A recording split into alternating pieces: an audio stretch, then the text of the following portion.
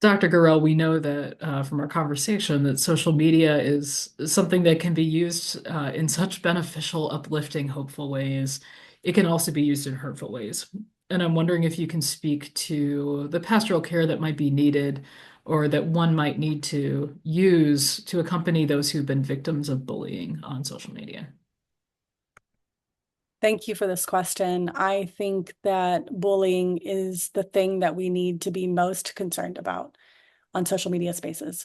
So it is my hope that if you are a youth leader or a parent that's listening to this conversation, that you will make it your annual slash tri-monthly conversation that's super intentional with all the young people that you care about. So whether they're in your household or in your youth group or on your sports team or whatever, that you'll just regularly check in with the young people that you care about the bullying that they witness online.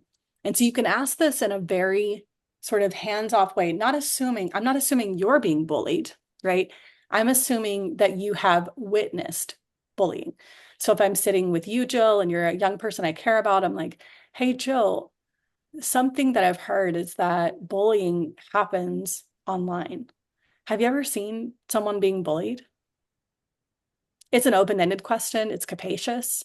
You Mhm. know, it doesn't implicate them in any way, but it's like a very direct question. Um, and so I think on a regular basis, making it a pattern, and then that first time you ask, I think that that will give you fodder for the next conversation you have with this young person. Oh, you're the one being bullied. Okay, now we know where to go with the next conversation. Right.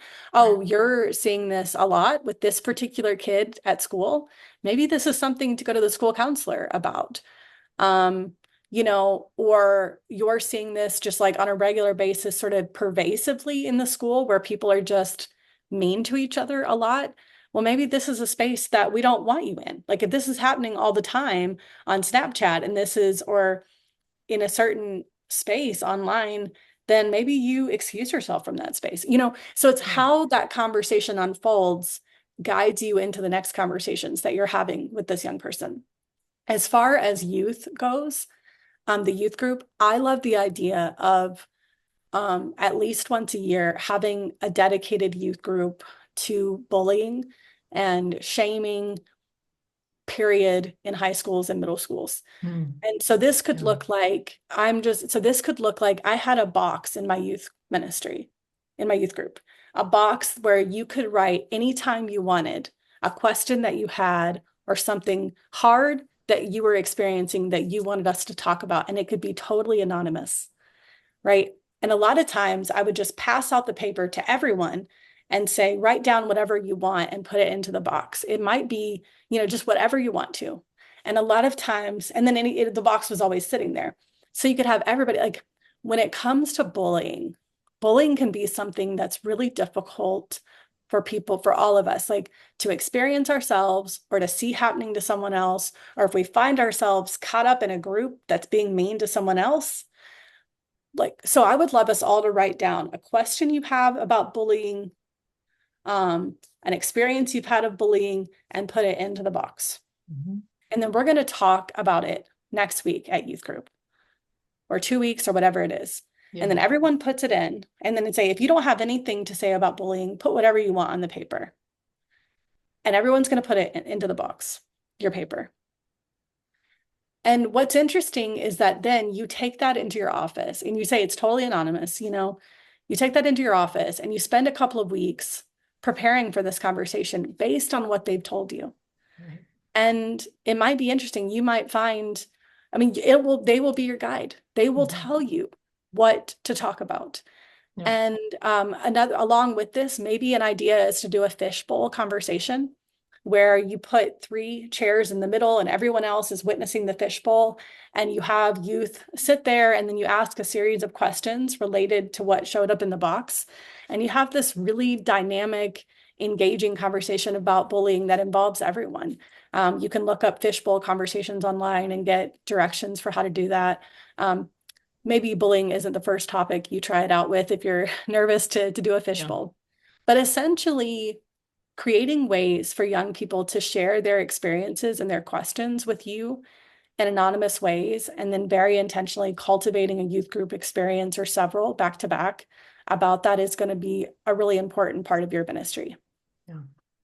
Yeah, thank you for that. And it occurs to me that the way you're talking about addressing it addresses not just those who have been bullied and have been targeted, but it also, I mean, even in the invitational way in which you ask the initial question, right? Have you ever witnessed that, right? So there are witnesses, and I actually think there are probably more witnesses than there are overt bulliers or Mhm. bullies, and then like the obvious victim of Mhm. bullying. There are so many more people caught up in the middle who are uncertain of how to move forward in those spaces. So being able to broaden it also outside of social media, but include social media and to be able to engage in these things in a way that all parties can find a home in that Yeah. conversation.